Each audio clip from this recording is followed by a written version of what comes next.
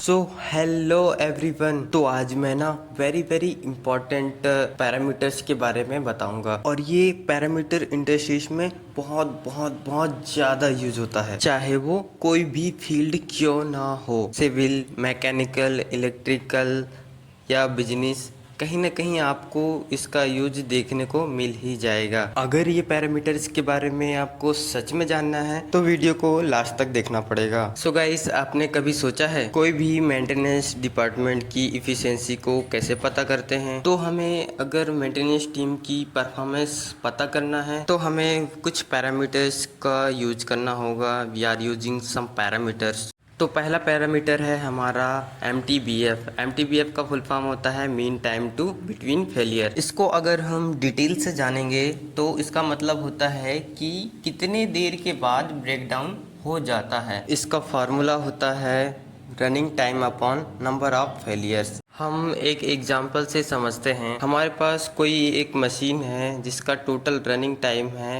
1000 hours और यह 5 बार fail हुआ है।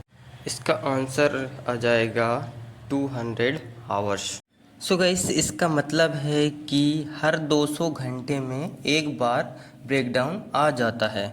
सो गाइस, अब हमारा दूसरा पैरामीटर है जिसका नाम है MTTR। MTTR का फुल फॉर्म होता है मीन टाइम टू रिपेयर। इसका मतलब होता है कि किसी भी ब्रेकडाउन को सॉल्व करने में ऑन एन एवरेज कितना टाइम लेता है।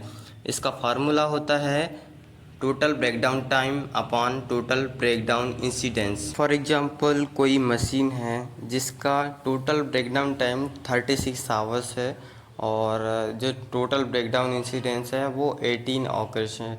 सो इसका आंसर आ जाएगा 2 आवर्स। मतलब हमें अगर कोई मशीन में कोई ब्रेकडाउन आता है तो उसे ऑन एन एवरेज 2 आवर्स लगेंगे सॉल्व करने में। और अब गाइस, नेक्स्ट पैरामीटर है फेलियर रेट। फेलियर रेट का फार्मूला होता है 1 upon MTBF means 1 upon mean time to between failure.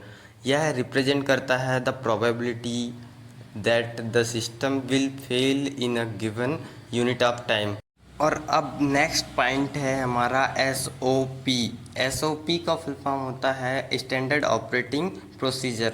So guys, ये सभी फील्ड में यूज होता है, चाहे वो फार्मा कंपनीज है, ऑटोमोबाइल्स है, मैकेनिकल्स, इलेक्ट्रिकल्स, चाहे कोई भी बिजनेस हो, SOP यूज होता है।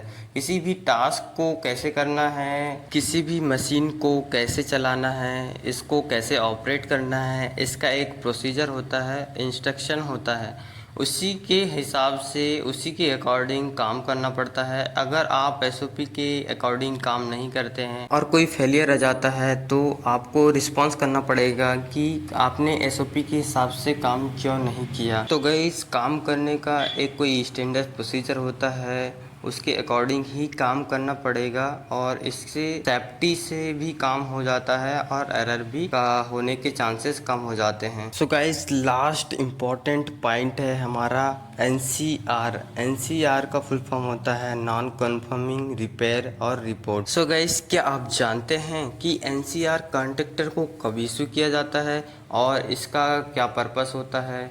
चलिए डिटेल से समझते हैं। सो गाइस, कॉन्ट्रैक्टर और वेंडर को NCR इशू किया जाता है जब कोई काम अप्रूवल स्टैंडर्ड के हिसाब से नहीं हो रहा है और इसका मतलब कि आपका क्वालिटी एक्सपेक्टेड लेवल से नीचे है या स्टैंडर्ड लेवल के अगेंस्ट हो रहा है। NCR डॉक्यूमेंट्स के अंदर मेंशन होता है कि किसी काम में या कोई मटेरियल में के अंदर कोई इशू पाया गया है और उसके लिए क्या करेक्टिव एक्शन लेना होगा या फिर से काम करना पड़ेगा। NCR का मेन मतलब होता है कि क्वालिटी इंश्योर करना ताकि कोई फाल्टी काम ना हो। अगर आप कॉन्ट्रैक्टर हैं और आपको NCR मिल रहा है, मतलब कि आपने काम अपने स्टैंडर्ड से नीचे किया है, तो आपको NCR के बाद उसे फिर से रेक्टिफाई करना पड़ेगा।